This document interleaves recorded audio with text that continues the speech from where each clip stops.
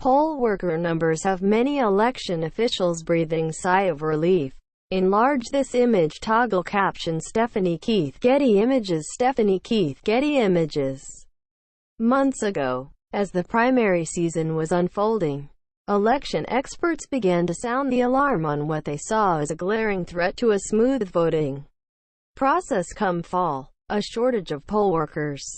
The workers, who are responsible for managing polling places and assisting voters, are typically over 60 years old, an age group that faces higher risks for complications with the coronavirus.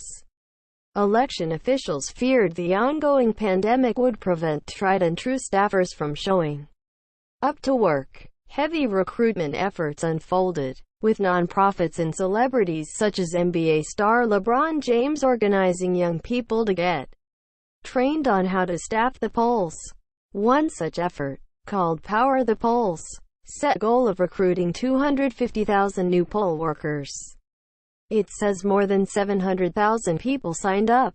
With less than a week until Election Day, some election officials are looking at the volunteer numbers and breathing a sigh of relief, while other voting experts say some shortages may remain.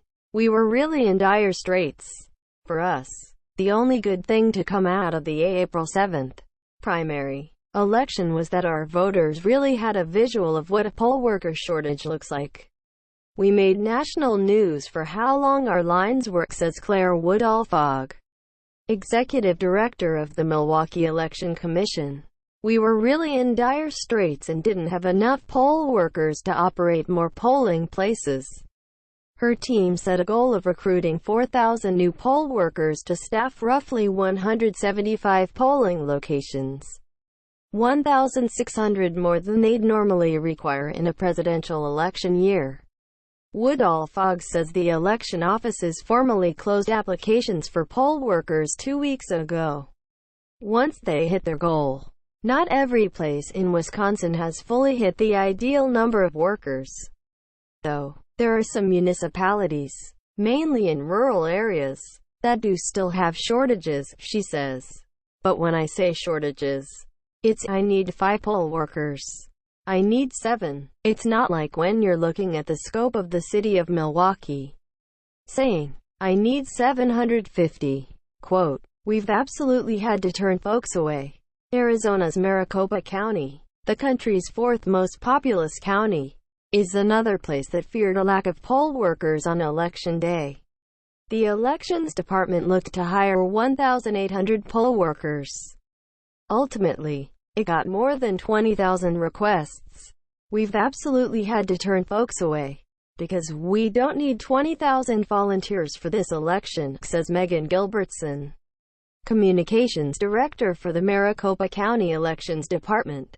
The county's polling locations have changed because of the pandemic. Gilbertson says they moved to a voter center model. We moved into large locations that could accommodate physical distancing, from assisted living facilities and small conference rooms in city halls to large locations at our convention centers and retail facilities, she says.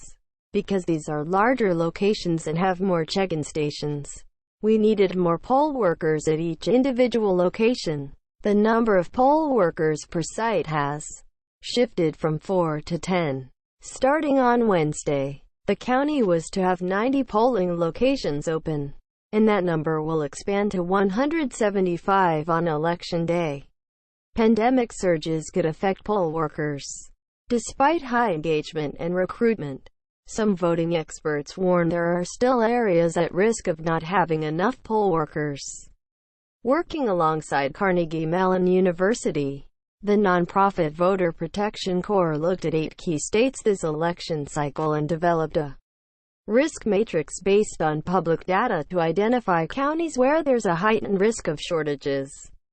We looked at 745 counties, and we identified about 485 where, as of 2 weeks ago, we thought there was a lot more work to be done, says Quentin Palfrey, chair of the Voter Protection Corps. Palfrey was the voter protection director for Barack Obama's 2008 campaign in Ohio and ran on the Democratic ticket for lieutenant governor of Massachusetts in 2018. It's been really encouraging to see an outpouring of interest in serving as a poll worker. But we shouldn't let up, he says. We should make sure there is a large pool of poll workers, particularly as we're seeing spikes in the coronavirus incidence rate in some of these key states. That may affect the willingness of some poll workers to participate, and that's understandable, but also suggests that election officials should build in more capacity in their recruiting to make sure that they have enough folks. That's playing out in Iowa, where election officials have struggled to find poll workers because of the coronavirus. In Linn County, the state's second most populous county, election officials have had to close or consolidate 37% of polling places this year. Paul Feist suggests a remedy for any possible short staffing would be for counties to train one extra poll worker for every 2 poll workers needed. It's a strategy Michigan Secretary of State Jocelyn Benson embraced early, boosting recruitment efforts in the spring because of the pandemic. We launched an effort called Democracy MVP, recognizing that our most valuable players in our democracy are our election workers, she says. As of now, Michigan has recruited more than 32,000 poll workers, a number Benson says far exceeds the needs of the state, which has 5,000 precincts.